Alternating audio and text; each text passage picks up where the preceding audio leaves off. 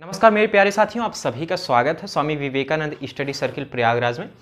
दोस्तों, आपने एक खबर सुनी होगी कि सरकार ने क्या किया है, लड़कियों की जो एज है शादी की उम्र है उसको बढ़ाकर 18 वर्ष से बढ़ाकर उसको 21 वर्ष करने का जो प्रस्ताव है उसको भारत की कैबिनेट ने स्वीकृति दे दी है, मंजूरी दे दी है।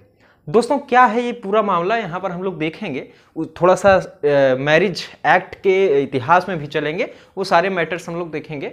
इससे पहले अगर आप चैनल पर नए हैं तो चैनल को सब्सक्राइब कर लीजिए ताकि आपको वीडियो का नोटिफिकेशन जो है वो आसानी से प्राप्त हो सके और आप वीडियो को देख सकें। आपको सीधा सा यहाँ पता होगा कि भारत में शादी करने के लिए जो एज निर्धारित की गई है वो लड़कों के लिए 21 वर्ष और लड़कियों के लिए 18 वर्ष की एज जो है वो कानूनी रूप से निर्धारित की गई है। देखिए दोस्तों, आपके मन में एक विचार जरूर उठ रहा होगा कि अगर हम जो है विवाह जो है 18 साल से कम उम्र की लड़की से शादी कर लेते हैं तो सरकार को कैसे पता चल जाएगा? क्या सरकार कोई ऐसी एक तरह से खुफिया एजेंसी रखती है जिसे सरकार को पता चल जाएगा हम कर लेंगे, तो उसमें सरकार को कैसे पता चलेगा? लेकिन दोस्तों, आपका जो शादी है, जो विवाह है, उसे वैध तभी माना जाएगा कानूनी रूप से जब आपके पास मैरिज सर्टिफिकेट होगा।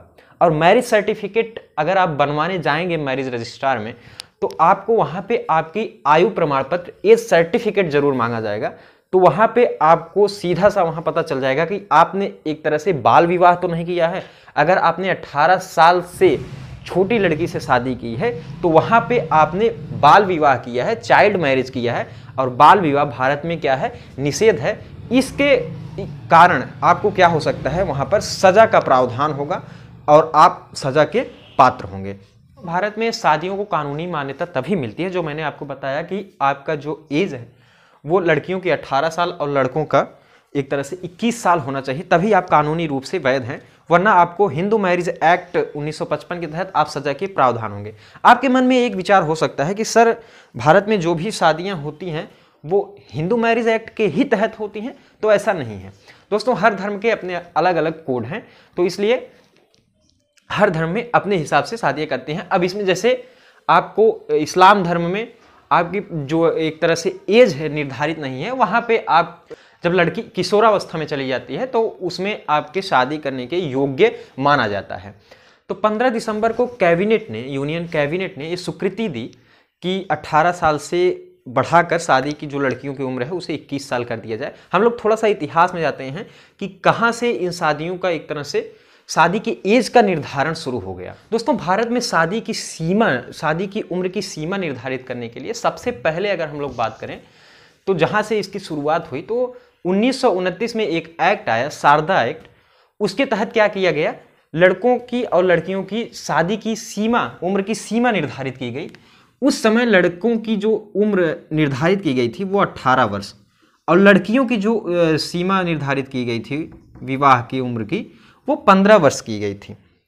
आप सोच सकते हैं कि इसी की एक तरह से कैबिनेट ने स्वीकृति दी। शादी की उम्र की सीमा की अगर हम लोग बात करें तो सबसे पहले जो सीमा निर्धारित की गई तो 1929 में एक एक्ट आया, शारदा एक्ट। उसके तहत लड़के और लड़कियों की जो विवाह की उम्र है उसकी सीमा को निर्धारित किया गया। उसमें लड़के की उम्र 18 वर्ष कम से कम रखी गई और लड़की की उम्र जो है वो 15 वर्ष कम से कम रखी गई। इसमें हमेशा सुधार होते रहे हैं। दोस्तों, आपके मन में एक विचार आ सकता है कि क्या आवश्यकता है, क्या ज़रूरत है, अगर उम्र न घटाया बढ़ाया जाए तो इससे प्रॉब्लम क्या हो रही है? दोस्तों, ऐसा देखा जा रहा है कि जल्दी शादी होने पर, अगर लड़की की शादी जल्दी हो जा रही है तो वो बहुत कम उम्र में ही माँ बन जाती है, क्योंकि अभी तक जो इस लड़की की शादी हुई है उसके शरीर को पूरी तरह से न्यूट्रिशन नहीं मिल पाया है, उसका शरीर पूरी तरह से विकास नहीं कर पाता है। इसकी वजह से जो बच्चा जन्म लेता है वो भी एक तरह से भरपूर पोषण नहीं प्राप्त कर पाता और इस वजह से वह बच्चा क्या होता है, कुपोषण का शिकार हो जाता है। और कुपोषण के शिकार की जो दर है दोस्तों इस समय बहुत तेजी से बढ़ रही है। और कभी कभी क्या होता है, क्योंकि जो माँ है वो खुद पोषण युक्त नहीं होती और बच्चे को जन्म देने की अवस्था में माँ की जो है एक तरह से मौत हो जा रही है।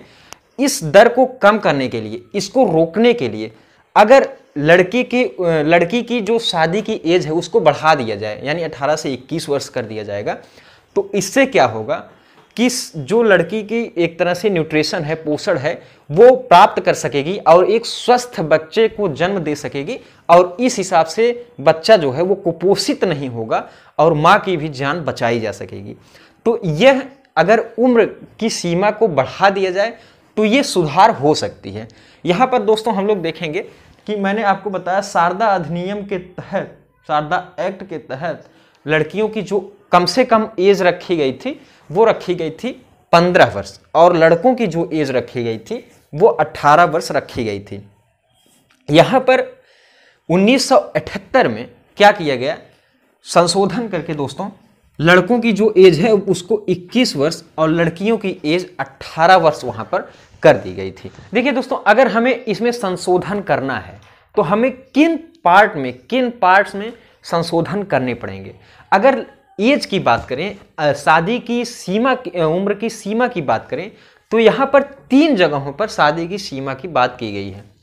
एक तो हिंदू मैरिज एक्ट 1955 में, दूसरा दोस्तों चाइल्ड मैरिज रिस्ट्रेन एक्ट 1978, और तीसरा बाल विवाह निषेध 2006। इन तीनों जगहों पे संशोधन किया जाएगा और इसके बाद क्या होगा, यह वैध रूप से एक कानूनी रूप ले लेगा। ये जो एज है मैंने आपको बताया, वहां पे लड़कियों की जो एज है उसको भी 21 वर्ष कर दिया जाए। एक बात और आती है कि जरूरी नहीं कि सभी शादियां हिंदू मैरिज एक्ट के तहत हों या किसी धार्मिक एक्ट के तहत हों।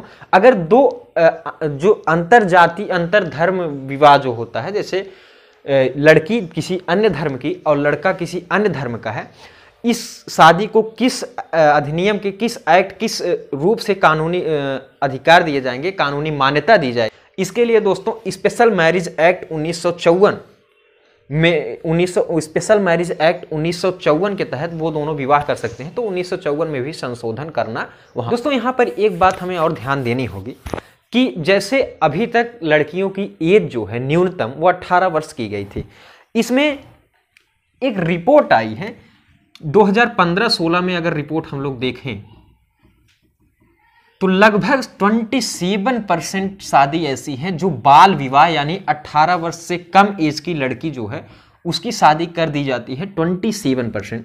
हालांकि इसमें सुधार शुरू में जो है 1991-92 में तो 50% से भी ऊपर था, लेकिन धीरे धीरे इसमें सुधार आया और 2019-20 का जो आंकड़ा है उस आंकड़े में दोस्तों 23% अभी भी ऐसी शादियां हैं जो बाल विवाह के रूप में आती हैं। तो आप समझ सकते हैं दोस्तों, एक तरह से ये 23% देखकर तो सरकार संतुष्टि एक तरह से अपने मन में ले ही आ रही थी, लेकिन आप समझ सकते हैं अगर एज को 21% कर दिया गया है तो अगर 18 वर्ष की उम्र में 23% केसेस ऐसे आ रहे थे तो 21 वर्ष अगर कर दिया गया है तो आप समझ सकते हैं इसकी जो दर है वो क्या होगी दोस्तों, अधिकतम बढ़ती जाएगी। तो दोस्तों मैंने आपको बताने की कोशिश यहां पर की है कि किस तरह से सुधार जो है किया जा रहा है एज में, आपको समझ में जरूर आया होगा दोस्तों। तो यहां पे हम लोग इन चीज़ों को देखे हैं। अब मिलते हैं नेक्स्ट वीडियो में। अगर आप चैनल पर नए हैं तो चैनल को सब्सक्राइब जरूर कर लीजिएगा। धन्यवाद।